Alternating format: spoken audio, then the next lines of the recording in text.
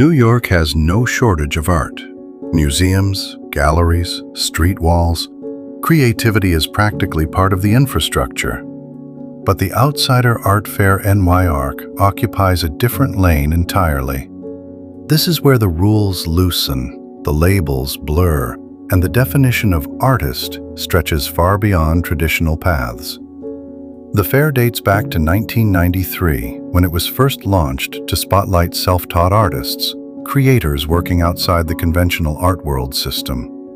Over time, it evolved into the leading international platform for what's often called outsider art, work driven less by formal training and more by instinct, obsession, personal narrative, and raw imagination. Today, the Outsider Art Fair is less about fitting into the art world and more about expanding it. Galleries, collectors, curators, and curious newcomers all converge to experience pieces that don't always follow academic technique, but often hit harder emotionally.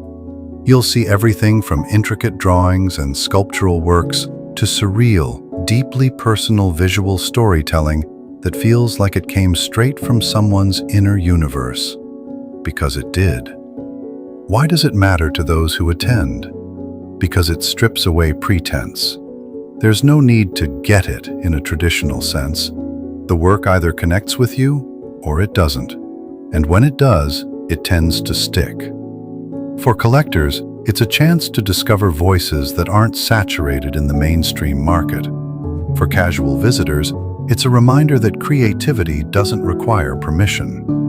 For 2026, the Outsider Art Fair New York is scheduled for March 19th to 22nd, 2026, continuing its presence as a key event in the city's cultural calendar. Expect gallery booths, special exhibitions, talks, and a steady flow of work that challenges expectations at every turn. In short, if most art fairs are about polish, this one is about pulse.